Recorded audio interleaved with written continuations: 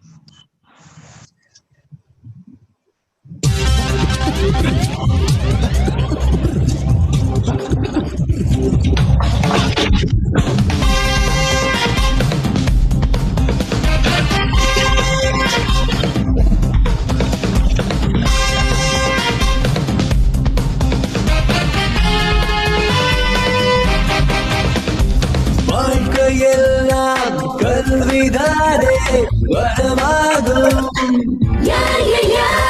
காமராஜ் கல்லூரியில் பொன் விழா கோலம். பொன் விழா பொன் விழா பொன் விழா பொன் விழா ஆண்டிலே ஆனந்தம் கொண்டாடும் நேரமே இது காமராஜ் கல்லூரியில் பெருவிழா, சந்தோஷ பெருவிழா. இது காமராஜ் கல்லூரியில் பெருவிழா, சந்தோஷ பெருவிழா.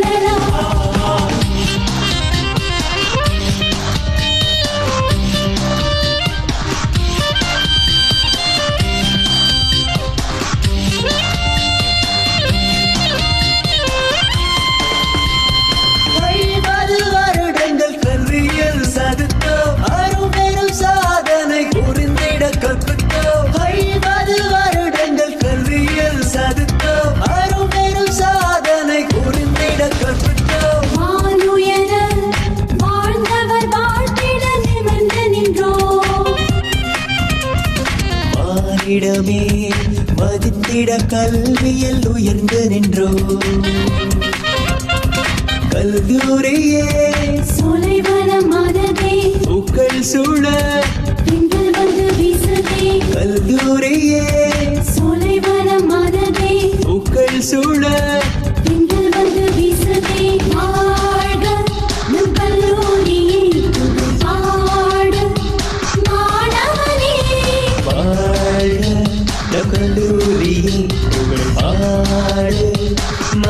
பிறவியே வாழ்க்கையெல்லாம் கல்விதானே வரமாகும்.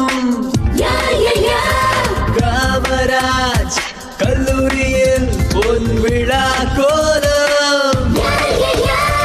பொன் விழா ஓஹோ பொன் விழா.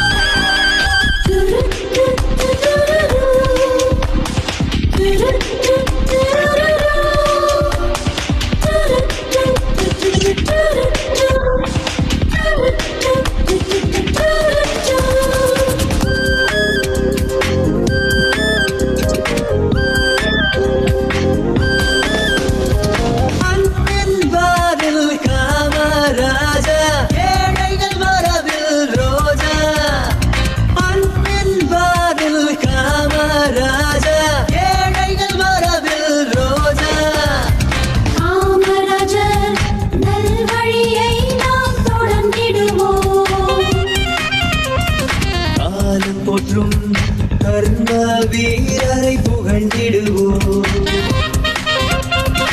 ஏழைகள் வாழ இருந்தால் எங்கள் வாழ்வில் கல்வியை கொடுத்தார். ஏழைகள் வாழ இருந்தால் எங்கள் வாழ்வில் கல்வியை கொடுத்தார்.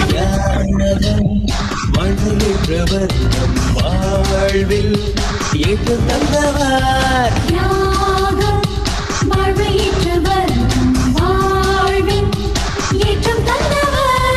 வாழ்க்கையெல்லாம் கல்விதானே வரமாகும். காமராஜ் கல்லூரியில் பொன் விழா கோலம். பொன் விழா ஓஹோ பொன் விழா. பொன்விழா ஆனந்தம் கொண்டாடும் காமராஜ் கல்லூரியில்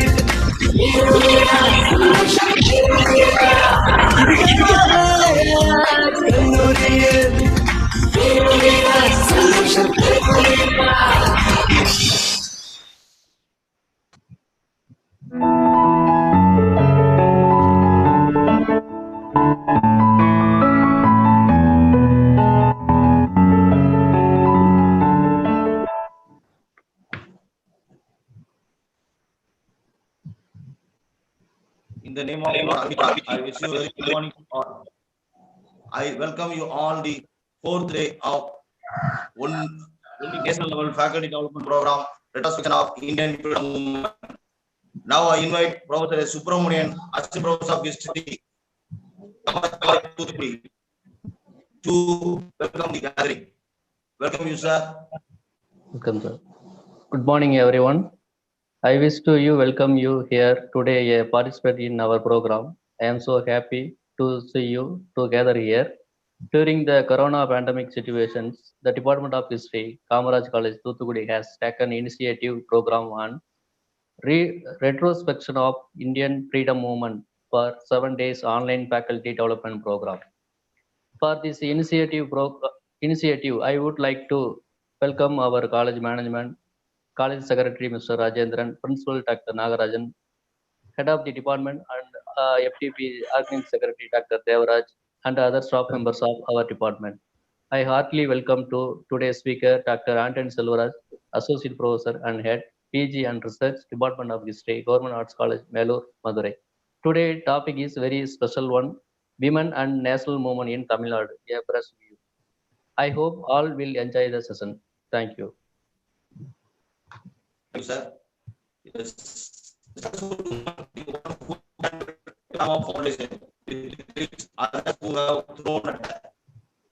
It's my pleasure to invite Dr.A.Devaraj, Associate Professor of History, Government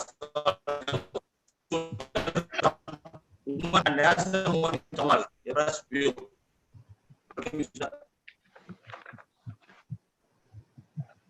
Respected Principal, beloved Head of the Department of History, staff members of the History Department, Kamaraj College, Thuthukudi, passionate organizers of this online program, my dear fellow faculty, resourceful research scholars, and my dear students. Good morning, everybody. I am Dr.A. Anthony Silveraj.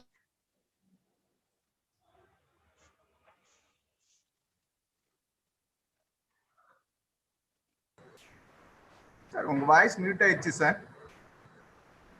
Silveraj sir, please. Hello. Silveraj sir. Hello. Online study program. Yes sir, okay sir. Sir, is it audible, sir? Yes sir, yes sir. Yes, sir. You please continue, sir. Sir, okay, sir. Before starting the talk, இங்க காமராஜ் வருதுயா நீ போட்டியாமா இது எங்களையும் போட்டிருக்கியா accept to register the fact that no online study program can replace the real classrooms, but they can add value to the classroom teaching. I request the participant to text their question and doubts in the chat box instantly, instead of waiting to raise their question at the end. I will clarify as many questions as the time permits. Former American President Thomas Jefferson once quoted, "Were it left to me to decide whether we should have a government without newspapers or newspapers without a government, I should not hesitate a moment to prefer the latter. The press is an inevitable weapon the world has to carry. The press is the fourth pillar of the state.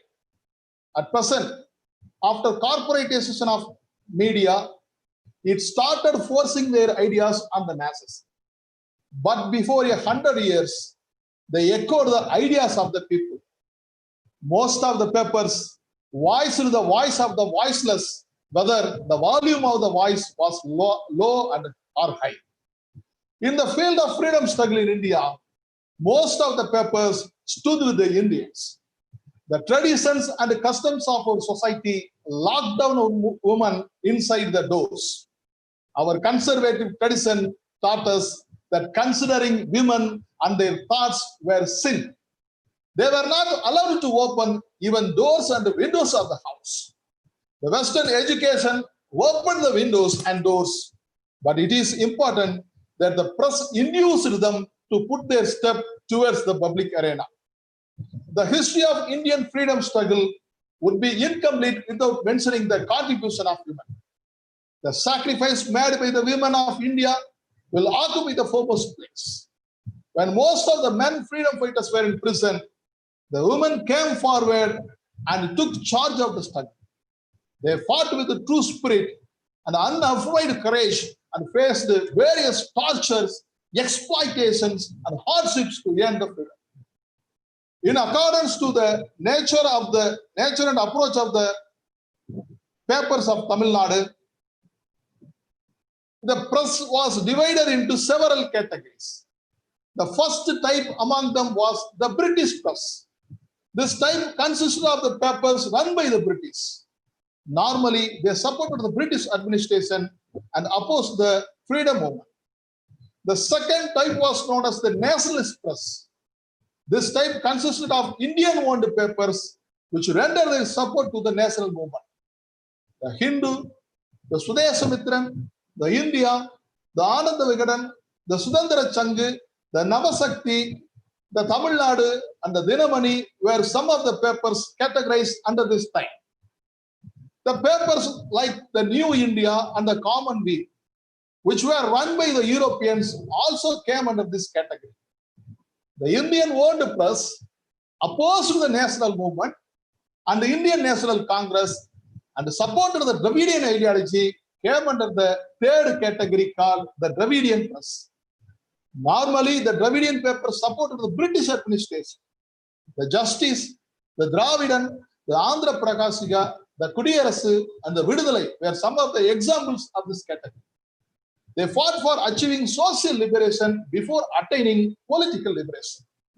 They always attack the dominance of the Brahmins in various spheres.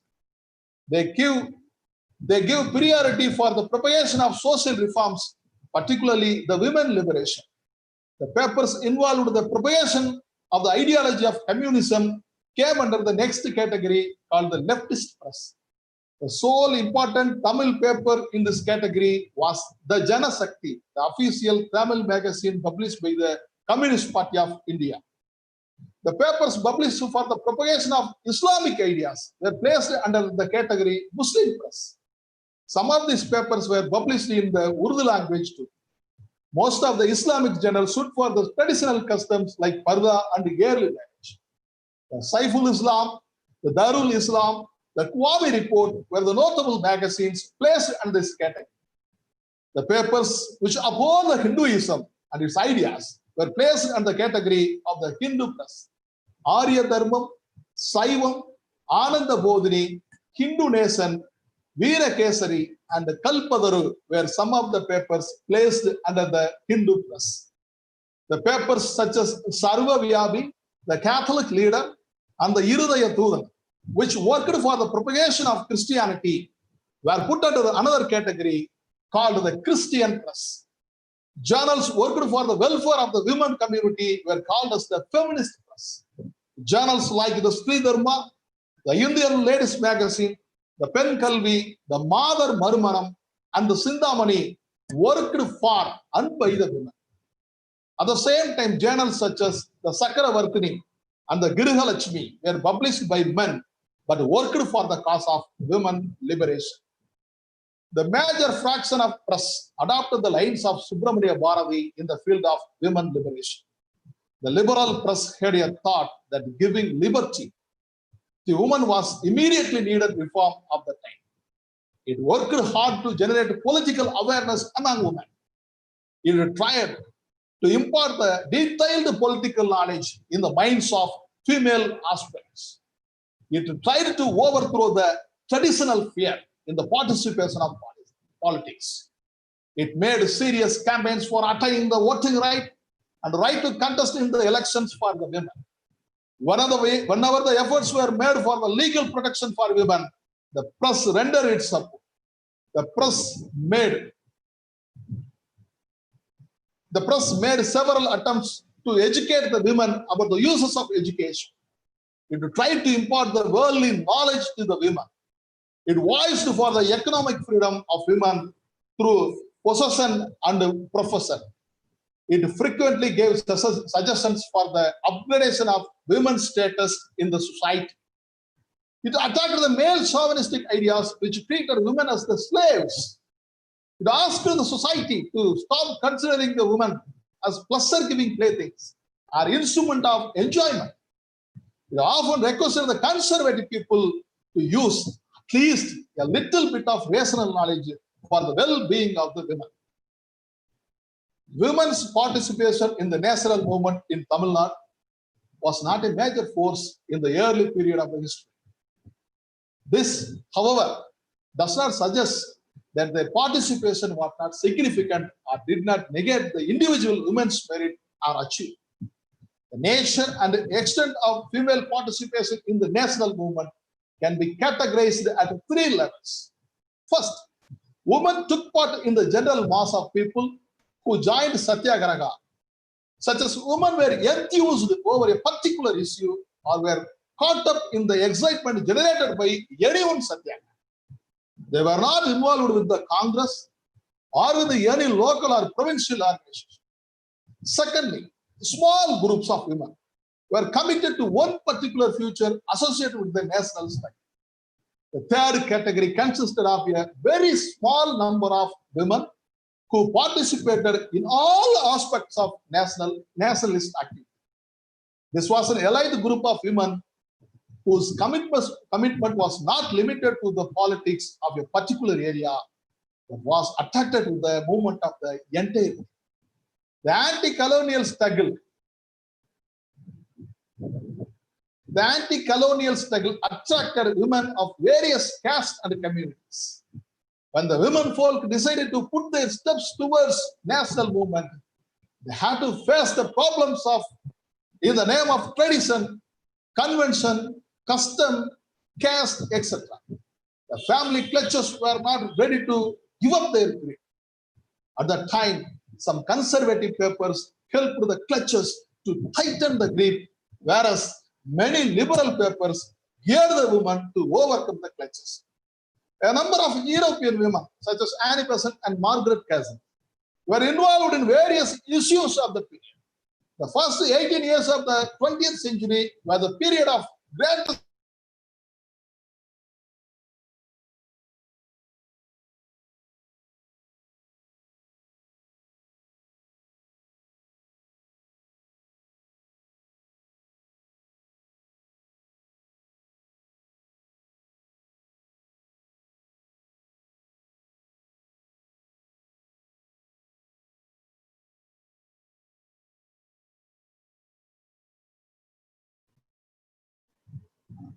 Sorry, is it audible? Okay, sir. Sir, yes, sir. Okay. The participation in the nationalist movement did indicate to Indian society that political roles were obtainable to women. It is without a doubt the national movement was the most important cause of women's emergence in the socio-political life of the country. It served as an important forum for social reform and modification in women's status and roles. They emerged with a common purpose that was the freedom of our country. It became a matter of survival.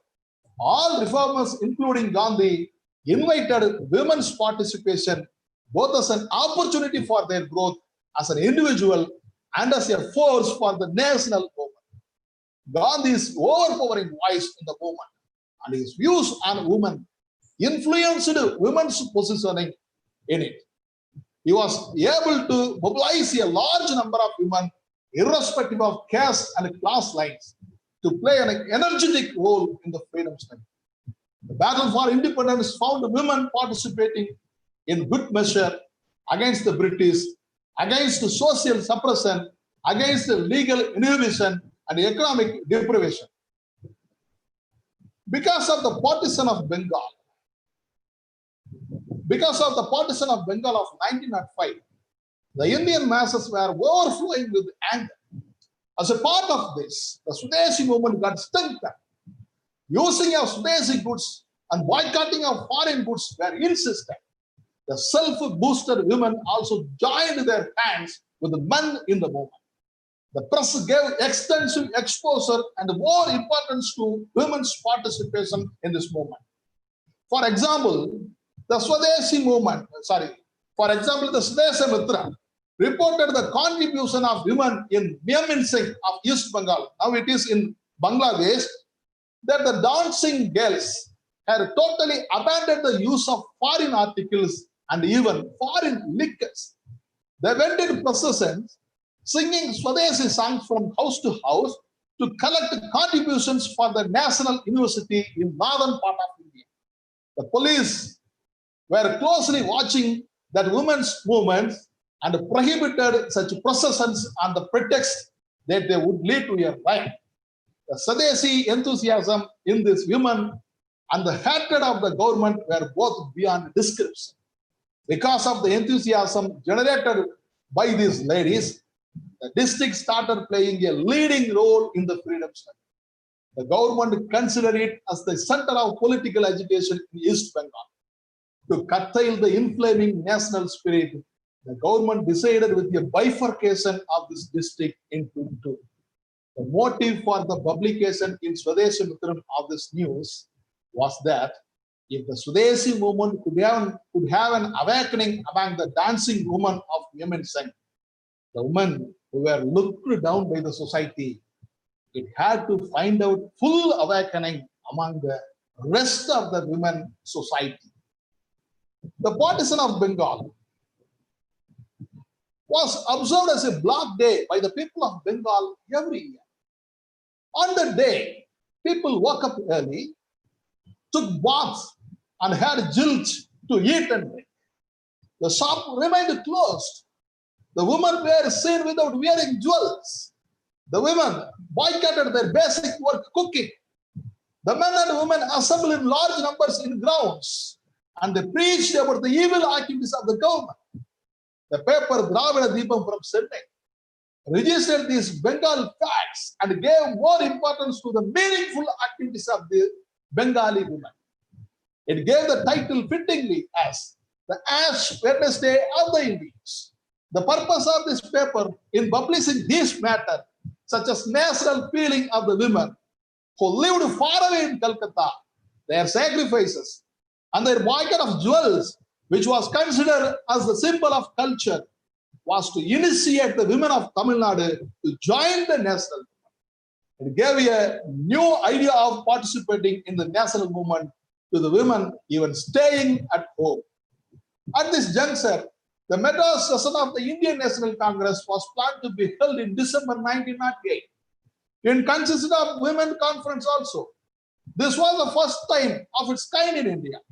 To look after the works of the women conference, a group of well-known women of the city was constituted. The Madras Standard, the journal, invited women of all standards of Madras state in large numbers to attend the conference. It ordered that the women's participation in the conference would illuminate the darkness that prevailed in the country. Thus, it directly encouraged the women to take part in national politics. In the same way, the Sudeshamitran wrote that the success of the conference lied in the participation of the women with the motive of obtaining national spirit.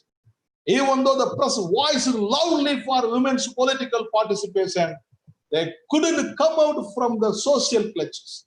The women, comparatively meager in numbers, participated in the conference. There were one or two scattered incidents to prove nationalism of women before the advent of Anni Besant and Irish women. The women in Tamil Nadu played a vital role in the national movement only from the launching of the Home Rule movement by the lady.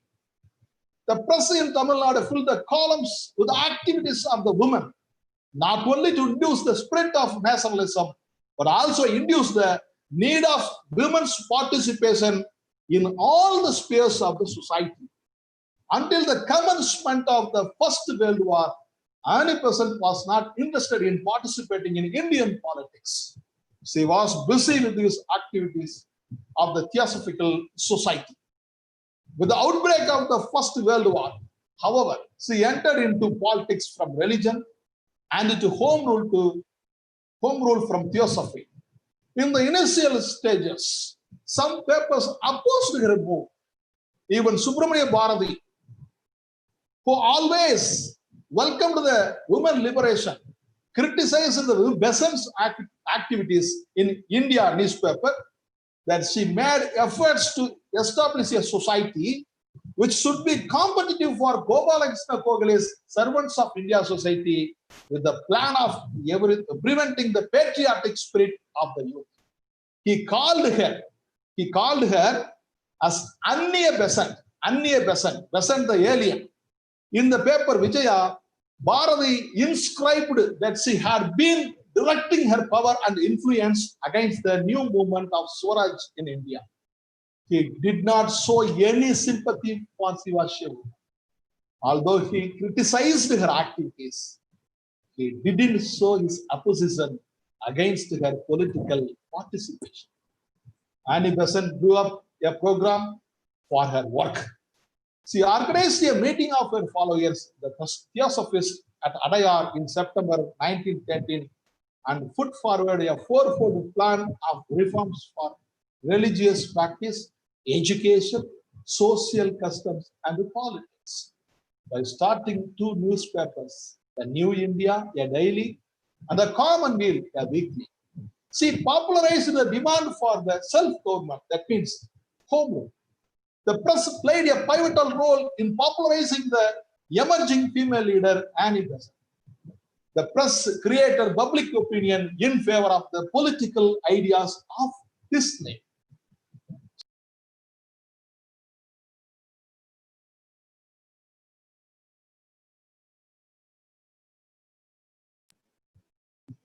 She attended the Madras session of Indian National Congress in December 1914. She pleaded for self-government not as a reward but as a right.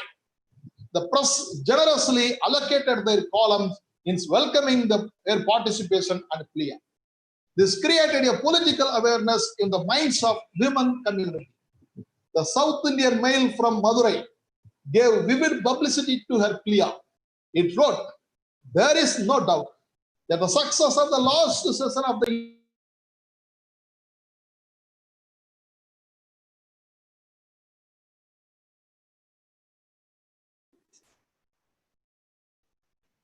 is mainly due to the question of the Home Rule League adumbrated by Mrs. Besant.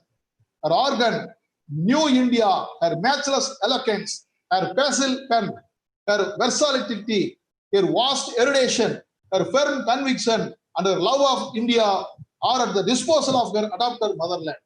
She is a great asset in the political arena. No Indian needs to be ashamed of her, whatever may be his personal difference." Prior to that, the press didn't give much importance to any other woman. The papers published this matter not only to praise Anni Besant, but also to create political awakening among the Indian women. She realized that unless a powerful movement was launched, her efforts would not be crowned with success. To begin with, she thought of associating with the Indian National Congress with her work. She approached Dadabhai Naoroji and Feroza Mehta for the same purpose. But Feroza Mehta wrote back to her that her opinions were so much religious and they differed in educational and social questions. She was let down by the approach of the Indian National Congress. Anni Besant utilized her papers to the fullest extent to amplify the tempo and the sharpness of her propaganda. She published a series of articles entitled "Winning the Self-Government" in her weekly, The Commonwealth. Her write-ups, speeches, and activities irritated the government sternly. The government of Madras found sufficient reasons to move against her, and she was warned to desist from her center of the action. She paid no heed. She continued her propaganda even more vigorously. The security amount of her paper, New India, was increased to 10,000 rupees by the government. She approached the High Court of Madras to seek permission for appealing in the Privy Council against the raising of the security deposit. But her demand was discarded. In this critical situation, the press voiced for Anni Besant. The Vijaya Vigada Dudan of Madras pointed out her failure and felt sorry for the same. The Maha Vigada Dudan of Madras mentioned the Bengal president regarding the paper Comrade and expressed its doubt and fear that the Madras High Court should follow the Madras president regarding Anni Besant's matter. And further, remarked that the Press Act had given very large power to the executive officer. Even the Privy Council could not do anything unless the act was replaced. The Kwame report, an Urdu paper published from Madras, condemned the action of the government and criticized the unnatural and forced punishment of them. The Swadesh Mitran condemned the action of the government against this old woman as undesirable. The Andhra Patrika prayed Lord Pentland, the governor of Madras, to follow liberal policy against her. The Logobadari of Madras objected the action of the government in having declared the security paid by Anni Besant to have been forfeited without previously allowing her to know the nature of the so-called offense. The Dravida Abhimani observed that she was attacking the government pertinaciously and fearlessly. Though a lot of difficulties encircled her, Anni Besant didn't renounce her self-confidence. Though Anni Besant faced many problems like New India security case, she continued her attacks on the government's policies. To draw the students to the agitation, she convened a protest meeting of students at Madras in 1970 against the failure of 2,800 students at the secondary school leaving certificate and the intermediate examination. The entry of the large number of students into the agitation alarmed Lord Pentland. He decided to curb the activities of Anni Besant. He warned the students not to ally with her and not to take part in the political meetings. She strongly condemned this action of the government through the New India. Lord Pentland prohibited her on 7th June 1917 from writing or speaking or publishing anything political in the New India. He passed another order on the same day, which forced her and her co-workers, Wadia and Arultel, to take up their residence in Ooty as internment. That is, they reached, under the rule, they reached Ooty and were interned. There, they hoisting the flag of Home Rule League. The district magistrate issued an order under section 144, prohibiting them from hoisting the flag. Despite such restrictions, Ooty at once became the center of political activities and a place of pilgrimage for the Home Rulers. The internments earned more popularity and support for the Home Rule movement. Almost all the papers censured their internments. The Hindu, in its editorial, described it as a brutal and unconstitutional act of aggression upon Indian constitutional agitation. Thus, it encouraged a campaign against the government action. The Hindu Nation, a Tamil paper of Madras, echoed the feelings of the masses as there were several public meetings conducted against these internments. Resolutions were passed and the telegrams were sent. According to the Sudeshamitran, protest meetings were conducted against this internment at Tanjavur, Madurai, Kaniyur, and Sankagiri.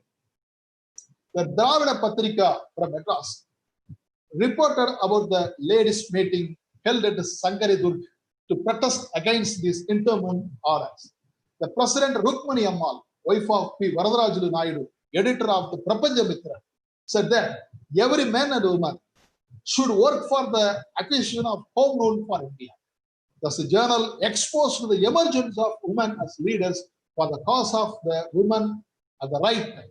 It ordered that the efforts of the government made the people furious. Supporting Anni Besant, it noted that if the government would come forward to know the public opinion through the press, it would help the development of the new fortitude of the country.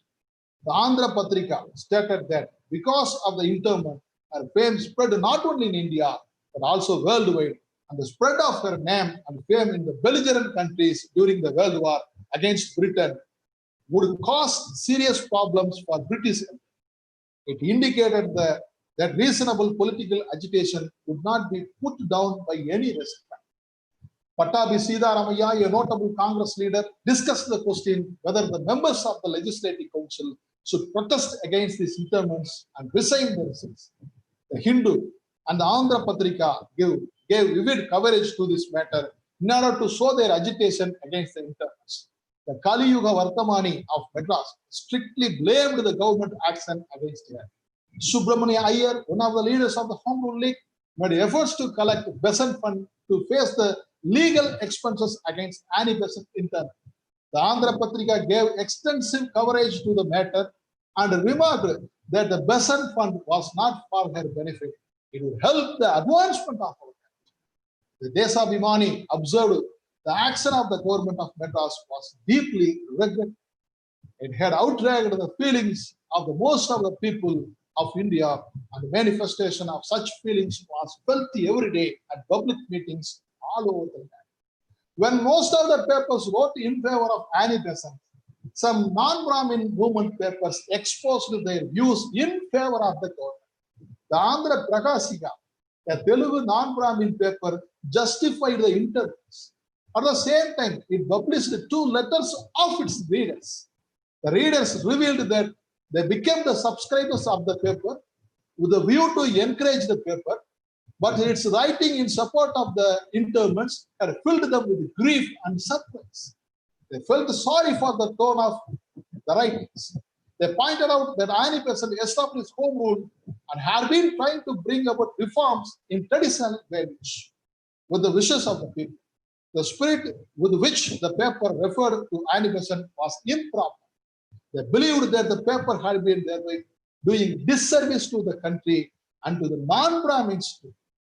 They further ordered that this article created great agitation among the reading public.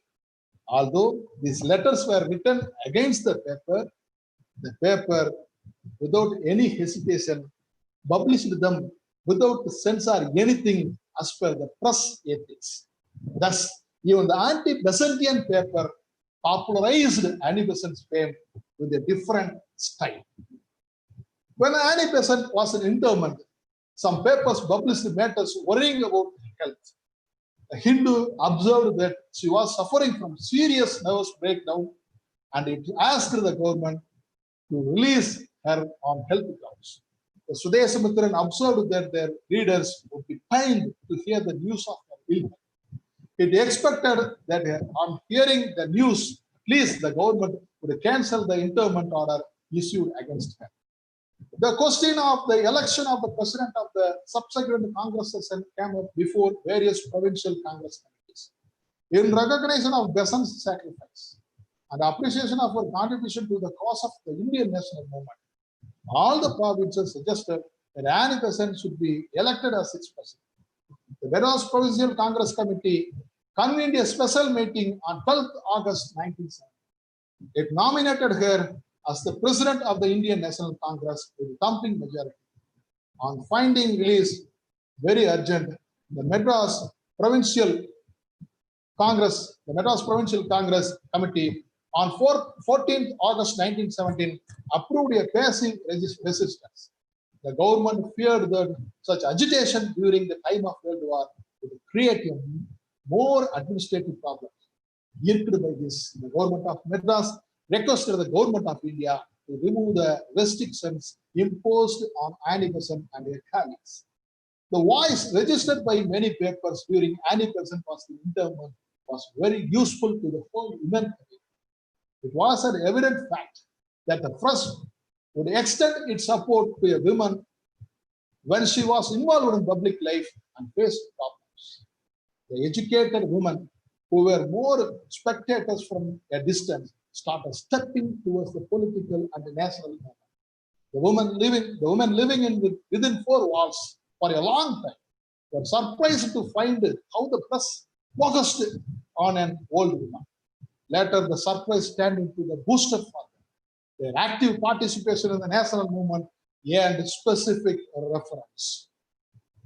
After the release, Annie Besant traveled all over the nation. She utilized the press to propagate the ideas of the home. The members of the Women's Indian Association were attracted towards the national movement because of the propagation through the press. Her ideas of home rule spread like a wildfire, and a large number of women joined in the movement.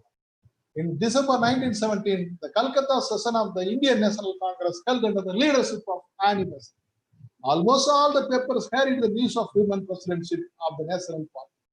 Although some papers had differences of opinion with her, they welcomed the women presidency. This was the red carpet welcome given for the Indian womanhood towards the national politics. The new India carried her heart-touching presidential address in the session as follows. While I was humiliated, you crowned me with the honor. While I was crushed under the heel of bureaucratic power, you acclaimed me as your leader. While I was silenced and unable to defend myself, you defended me and won for my release. I was proud to serve in lowliest person, but you lifted me up and placed me before the world as your chosen representative.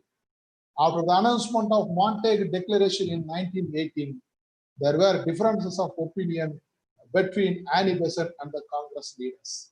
In the meantime, Mohandas Karamchand Gandhi was emerging as a great leader in the party. Gandhi propagated the gospels of the non-cooperation, but Annie Besant was for passive resistance under the constitutional framework. Most of the nationalists openly started opposing her. The papers, which were so far in favor of Annie Besant, started criticizing her, not even considering as a woman. They started blaming the moderate policy of Annie Besant and her followers. As a result of this, she resigned from the Provincial Congress Committee on 18th March 1990. Afterwards, the press did not render its support to her efforts. The Nyaya Deepika from Madras registered its view that the attempts of Besant turned out useless. The Kwame report openly blamed her that her activities hindered the growth of the national movement as well as the Khilafat movement. After that, he started concentrating on the philosophical works. Regarding the national movement in Tamil Nadu, Annie Besant was the only lady who occupied most of the columns of the press, which resulted in tremendous political awakening among the women of Tamil Nadu. With the support rendered by the press at initial stages, she was able to serve as a woman pioneer in the national movement. Here, I have come across a different advertisement from a magazine of 1940s. During her life, Annie Besant served as an ambassador of Home Rule, and even after her death, she served as the brand ambassador of a toilet soap. Not only the heroines of silver screen could become the brand ambassadors, but also the real heroines of our freedom struggle could do the same. The nationalist movement of Gandhi was not merely a political struggle, but a means of regenerating and rejuvenating society. He encouraged women to participate in all aspects of national movements, particularly in the constructive programs. He believed that their mental courage and the spiritual determination surpassed that of men, which were the essential rudiments of the Satyagraha. The press, not only in Tamil Nadu, but all over India, served as a mediator between Gandhi and masses. His charisma and call brought a large number of enthusiastic women into the national movement. Immediately after the Sauri Saura incident,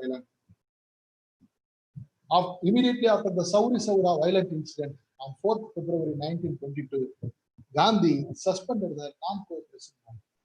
He instigated constructive programs like the promotion of khadi and the prohibition of liquor and foreign goods to the Congress. Being moved by the miseries of the rural people, Gandhi planned to penetrate the village where he made a noble experiment in social and educational works. He believed that women's nature was particularly suited to this non-violent satyagraha and his constructive programs. He called upon the women of India for a special service of fighting the evil of drinking liquor and of boycotting foreign trade. The press capitalized the situation in turning the women towards constructive programs. It played a foremost role in mobilizing female cause. The women of Tamil Nadu also gave their ears to the voice and were involved seriously in the programs like promotion of khadi and the picketing of liquor shops.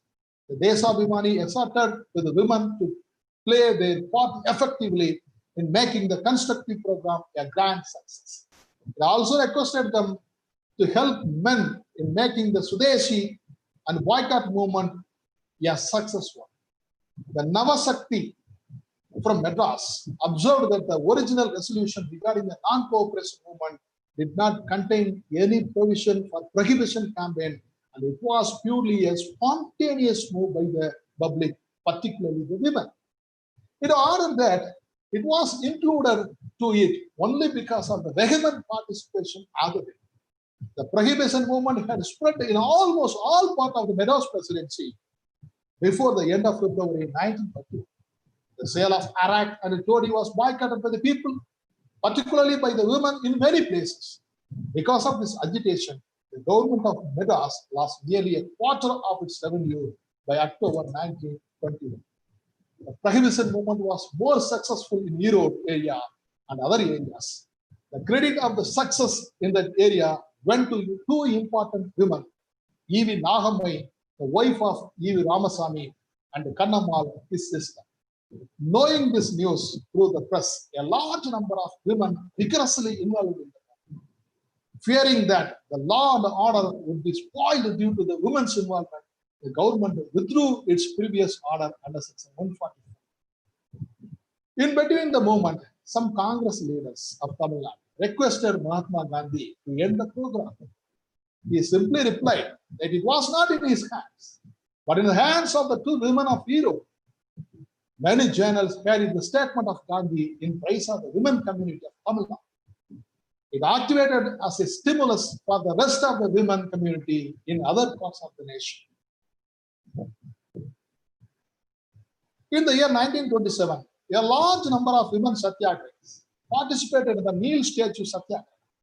The statue of Neil was considered as the symbol of disgrace by the nationalists. So they started agitations to remove the statue.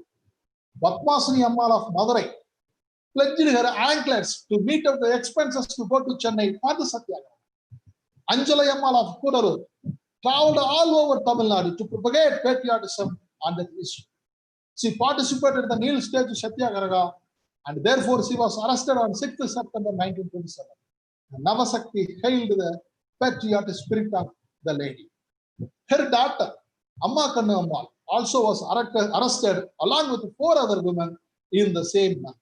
The Navasakti published the news of the imprisonment of the mother and the daughter. The news induced the patriotic fire among women of the presidency. The Hindu wrote about another lady, Lakshmi Ammal, who participated in the satyagraha and was imprisoned for 17 days. There were severe riots and firings due to the agitation against the Simon Commission. Despite this agitation, the commission visited Madras. The Tamil Nadu Congress refused to meet it. To organize public meetings at the Marina Beach, Rukmani Lakshmipati spoke vigorously against the commission. The Women's Indian Association continuously criticized the commission through their paper, The Stri Dharma, for not having Indian representation. Due to the voices created by the women community, the Simon Commission reserved 5 pages in its report, especially for the Indian women. Gandhi launched the civil disobedience movement on 26th January 1930. It was treated as a golden opportunity for the women of India to exhibit their spirit of nationalism. It sought the best in the women of Tamil Nadu, but the British showed themselves at their worst. The movement was started when the women got slightly awakened in the field of national politics. So the women in Tamil Nadu rendered their immense support to the movement. As a part of the movement, Gandhi started his march towards Dundee on 12th March 1930 for breaking the salt. He had nominated Sarojini Naidu to lead the raid in Darsana Salt. The news of a woman who was nominated as a leader of the struggle by Gandhi was widely popularized by the press. She was involved in the raid along with a number of women in Darsana for about 27 hours continuously. They denied taking even a single drop of water in the struggle. The news of the women's struggle had highlighted by almost all the papers of Tamil Nadu. The news spread like a wildfire and brought fury into the minds of the Indian people. In the Salt Satyagraha, Gandhi was arrested on 5th May 1930. As a protest against his arrest, Muthulakshmi Reddy, the deputy president of the Madras Legislative Council and popular doctor, India's 3rd women doctor, resigned her post. Due to the national spirit inside, she was ready to throw the prestigious post of the deputy chairman of Madras Legislative Council. And another woman, Kamala Bai of Tirunelveli district, also resigned her post of honorary magistrate. It was thus that the women in the political field put principles before political self-interest. Inspired by the activities of such women, Mahatma Gandhi said that he was becoming increasingly certain that in the struggle for Swaraj, the women of the country could contribute a greater share that men. The press in Tamil Nadu popularized women's activities and published the statement of Gandhi on the women's community. This made the women gave much honor towards the civil disobedience movement. Because of women's participation in Salt Satyagraha in Tamil Nadu in a large numbers, the nationalist movement picked up its momentum. Salt March in Tamil Nadu was planned to be conducted from Tiruchirappalli to Vedaranyam under the leadership of Rajaj. He selected 100 volunteers, including a woman, Rukmani Lakshmipati, only one woman, but Rukmani Lakshmipati. On 13th April 1930, they started their march and they reached Vedaranyam on 28th 28th April 1910. All along the route, the women of the villages supplied food and water for the volunteers. While violating the salt laws, many volunteers, including Rajaji, were arrested. While the frontline leaders were arrested one after one, Rukmani Lakshmipati, the only woman volunteer, became the leader. Many papers published this proudly. She bravely went to the Agastyamalli police camp and issued the patriotic pamphlets to the policemen too. The Indian Ladies magazine praised the bravery of the lady, meeting the lion inside its skin. She was arrested on 14th May 1930 while returning from her bath and was imprisoned for 1 year. There was no symptom of struggle at Madras city initially during the Salt Satyagraha. A woman named Durga Boy committed herself in the struggle and changed the situation in Madras. She was fully supported by the Congress leader Prakasam. She, along with Anjala Ammal, Venkatraman Ammal, Kamachi Ammal, and Saraswati Ammal, initiated the struggle in Madras Marina Beach with the Congress flag. On 15th April 1930, they prepared assault by violating the laws with nearly 10,000 people witnessed. They were fined with rupees 500 each. On 20th April, Durga Boy, along with a few women, bring seawater in the pots and started preparing salt in front of the Madras High Court. In the struggle, Prakasam was arrested. According to the Hindu, the women's fearless struggle could not be controlled by the arrest activities. After the arrest of Prakasam, Durga Boy took the role of the leader in that struggle. For her planned program, the party called her as Madras city dictator, and the press praised her efforts and heights.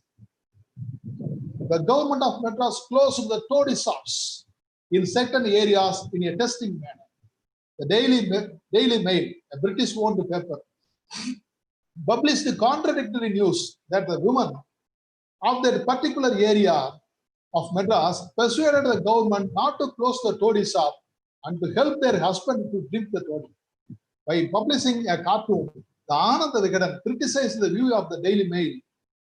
In this cartoon, the women of Tamil Nadu tried to oust the British by beating them with broomsticks and chappals. It wrote a note under the cartoon that the women of Tamil Nadu were expressing their thanks in a special manner to the British for revealing new truth. It added humorously, if the editor of the journal would visit the rural areas, the village women certainly would render warm welcome to. Thus, the Ananda Vigadan in its style expressed its higher views on the women of Tamil Nadu. The Bharati, the paper published from Uttamapalayam, a periodical from Uttamapalayam, asked the women not to waste their time in idle thought and to play broad spin yarn on the chakra. It advised the women of Tamil Nadu to give up the routine practice of wearing foreign clothes, foreign bangles, which entail a drain of nearly 80 lakhs of rupees every year from our country and didn't come for any benefit to our nation. The women were asked to dress color clothes, dispense with foreign articles such as soap and toilet powders. It insisted on humming national songs to infuse the national spirit in the minds of the children and husbands. The women should be ready to stand at the forefront of the freedom struggle.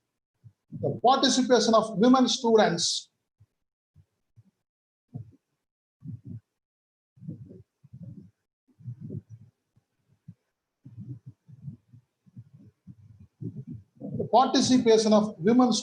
in the Quit India movement was the most significant event of that period. According to Hindu, the female students played a fierce role in accelerating the national struggle. Most of the women students of Queen Mary's College and the Women Christian College boycotted the classes without worrying about their precious education. They organized the hartals, processions, and picketing. The Hindu further stated that Kamala Devi Arya, a girl student, actively participated in the Quit India movement by distributing leaflets among the public. She was arrested on 14th August 1942. The Kalki, a Tamil journal, exposed a different type of action followed by the prominent women leader Soundaram Ramachandran. She helped the families of the people who were in prison in connection with this movement. The news boosted many youngsters to agitate vigorously without worrying about their families' livelihood. Netaji Subhash Chandra Bose was an Indian revolutionary who fought with the military force against Britain during the Second World War. This military force was called the Indian National Army. In the army, the women of Tamil Nadu served as soldiers and the army commanders. The women's section of Indian National Army was started in 1943. It was popularly known as Johnson Army Regiment. Lakshmi Swaminathan, the daughter of Ammu Swaminathan, was appointed as its captain. In a meeting in July 1943, Subhash Chandra Bose addressed it and his call to the Indian women to share the burden of the battle for the freedom brought new spirit in the movement.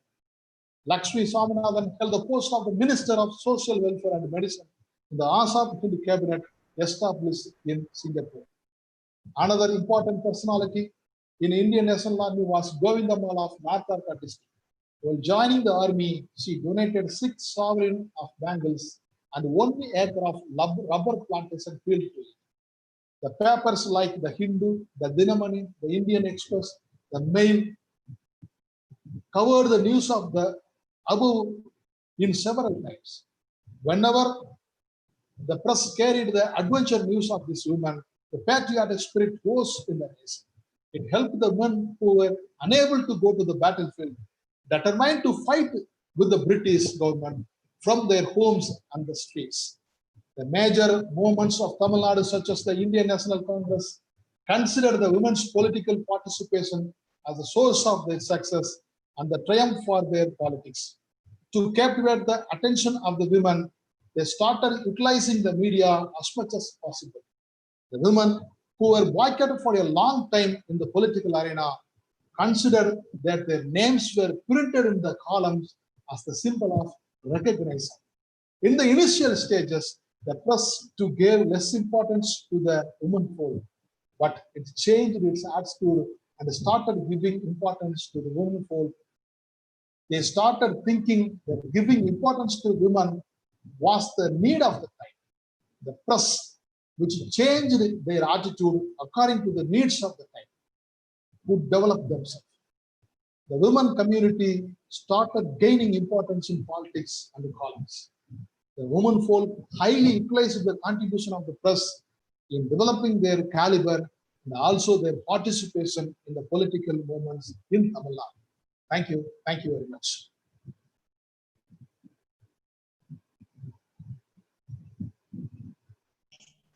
Thank you, sir.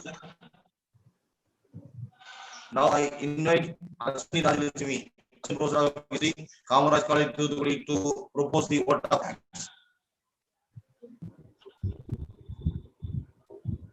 Good morning to all. It's my privilege to propose vote of thanks on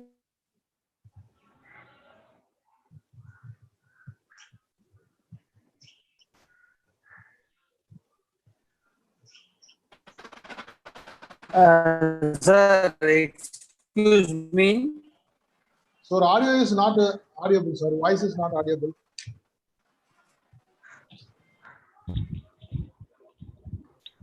Good morning to all. It's my privilege to propose vote of thanks on this occasion. I would like. Sir, it is audible. Sir, AntiColonial. Sir, AntiColonial. It is audible. Now it is audible, sir. You can proceed. Sir, there are some asking questions in the chat box, sir. Sir, I received some of the chat box. Can I answer some of them? Yes. Is there time to... Yes.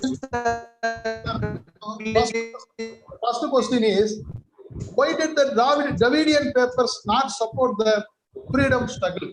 One person asked the question, why did the Dravidian papers not support the freedom struggle?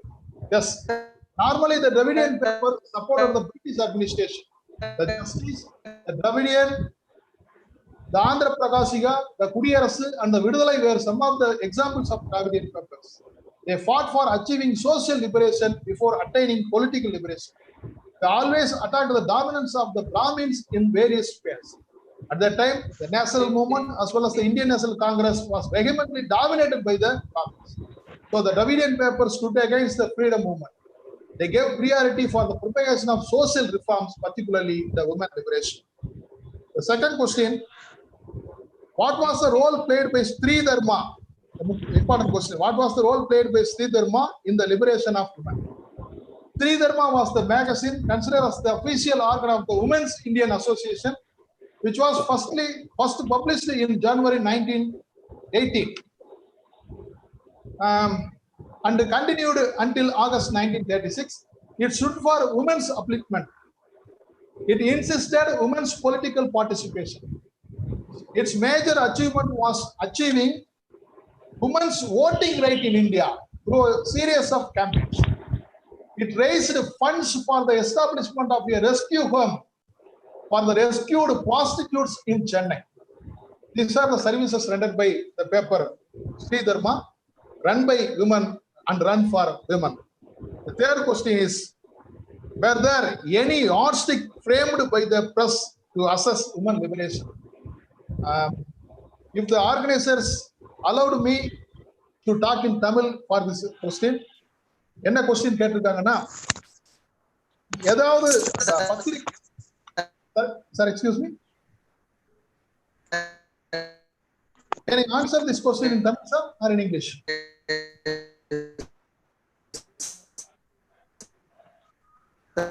Okay. Subramania Bharati had framed the perfect yardsticks to measure the level of women liberation. His writings were published in Tamil by Swadeshamitran on 10th May 1918. Her writings were published in Tamil in the paper Swadeshamitran on 10th May. He insisted the yardsticks. He framed the yardsticks to measure the level of women liberation. I will read out the passage as Bharati wrote. பெண்களுக்கு விடுதலை கொடுப்பதில் இன்னும் முக்கியமான ஆரம்ப படிகள் எவை என்றால், பெண்கள் ருதுவாகும் முன்பு விவாகம் செய்து கொடுக்க கூடாது. விவாகம் செய்து கொண்ட பிறகு அவள் புருஷனை விட்டு நீங்க இடம் கொடுக்க வேண்டும். அதன் பொருட்டு அவளை அவமானப்படுத்தக்கூடாது. பிதுர் ஆர்ஜிதத்தில் பெண் குழந்தைகளுக்கு சமபாகம் கொடுக்க வேண்டும். புருஷன் இறந்த பின்பு ஸ்திரீ மறுபடி விவாகம் செய்து கொள்வதை தடுக்க முடியாது. விவாகமே இல்லாமல் தனியாக இருந்து வியாபாரம், கைத்தொழில் முதலியவற்றை கௌரவமாக ஜீவிக்க விரும்பும் ஸ்திரீகளை எதேச்சையான தொழில் செய்து ஜீவிக்க இடம் கொடுக்க வேண்டும். பெண்கள் கணவனை தவிர வேறு ஆடவனுடன் பேசக்கூடாது என்றும் பழகக்கூடாது என்றும் பயத்தாலும் பொறாமையாலும் ஏற்படுத்தப்பட்ட நிபந்தனையை ஒழித்து விட வேண்டும். பெண்களுக்கு ஆண்களைப் போலவே உயர்தர கல்வியின் எல்லா கிளைகளிலும் பழக்கம் ஏற்படுத்த வேண்டும். தகுதியுடன் அவர்கள் அரசாட்சியில் எவ்வித உத்தியோகம் பெற விரும்பினாலும் அதை சட்டம் தடுக்க கூடாது. தமிழ்நாட்டில் ஆண் மக்களுக்கே ராஜரீக சுதந்திரம் இல்லாமல் இருக்கையில், 1918 எழுதப்பட்டது, தமிழ்நாட்டிலே ஆண் மக்களுக்கே ராஜரீகம் சுதந்திரம் இல்லாமல் இருக்கையிலே அது பெண்களுக்கு வேண்டும் என்று இப்போது கூறுவதில் பயனில்லை. எனினும் சீக்கிரத்தில் தமிழருக்கு சுவராஜ்யம் கிடைத்தால் அப்போது பெண்களுக்கும் ராஜாங்க உரிமைகளிலே அவசியம் பங்கு கொடுக்க வேண்டும். இவைகளெல்லாம் பெண்களின் விடுதலையினுடைய அடிப்படை அம்சங்களாக பாரதியார் சுதேசமித்திரனிலே 100 வருடங்களுக்கு முன்பாக எழுதி வைத்திருக்கிறார். தேங்க்யூ. நன்றி. Thank you sir. Thank you. Thank you, sir. Now I invite Ashwini Rajilakshmi, Assistant Professor at Devaraj College, to propose the vote of thanks. Good morning to all. It's my privilege to propose vote of thanks on this occasion. I would like to thank our dynamic principal, Dr. Nagarajan, for his enthusiastic support. My special thanks and credit goes to our young and energetic HOD, Dr. Devaraj, Assistant Professor of History, for organizing such a wonderful FTP. I extend my gratitude to our eminent resource person, Dr. AntiColonial, Head and Associate, really enlightened and inspired system. I would like to thank staff members of the department for their unflinching support and coordination. I also extend my special thanks to Mr. Saravanan for providing technical assistance throughout the entire session.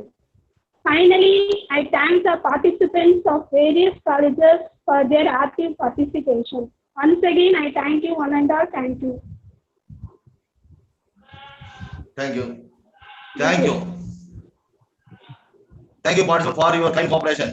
Tomorrow's session will be commenced shortly on 10:30. Dr. M.S. Tangam, Associate Professor of History, Saranagar College, Tirunelveli, will be a reserved person. Thank you.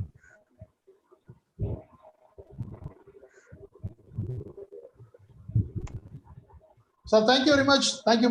Thank you, sir.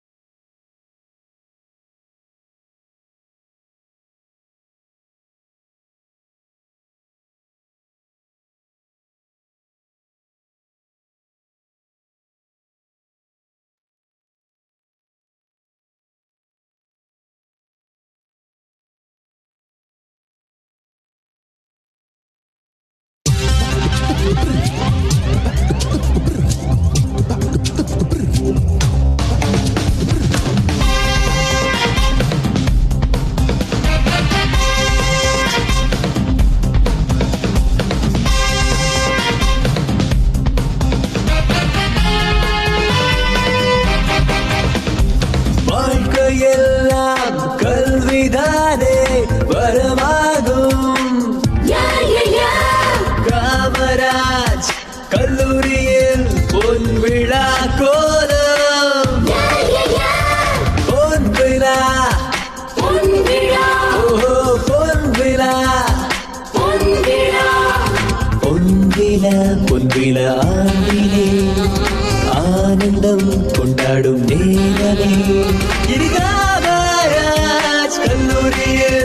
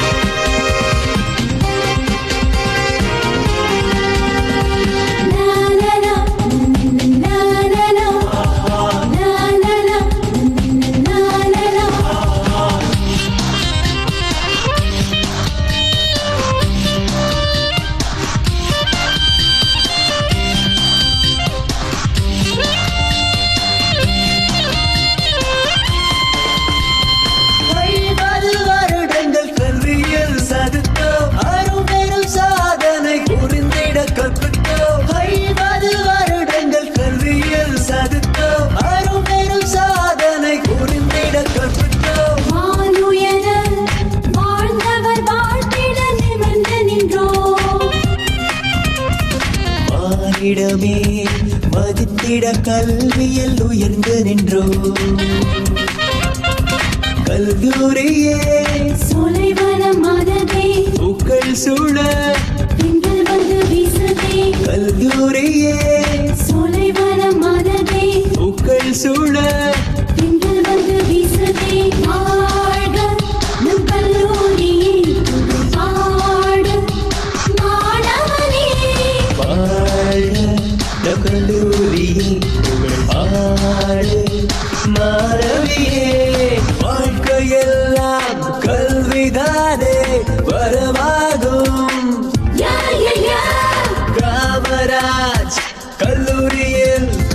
விழா கோலம் பொன் விழா ஓஹோ பொன் விழா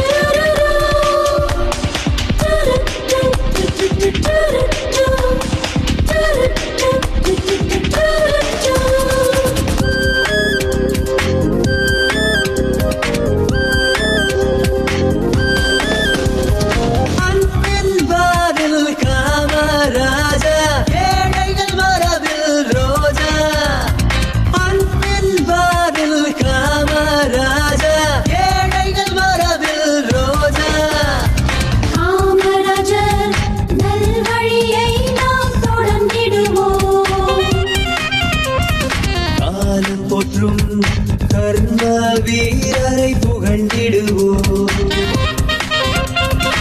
ஏழைகள் வாழ இருந்தால் எங்கள் வாழ்வில் கல்வியை கொடுத்தார் ஏழைகள் வாழ இருந்தால் எங்கள் வாழ்வில் கல்வியை கொடுத்தார் யாக வாழ்வையேற்றவர் நம் வாழ்வில் ஏற்றம் தந்தவர்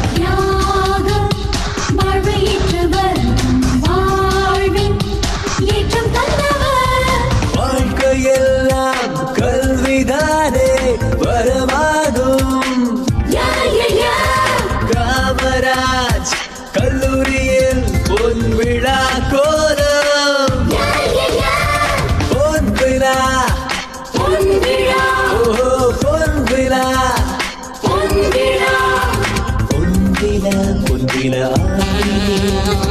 ஆனந்தம் கொண்டாடும் நேரம்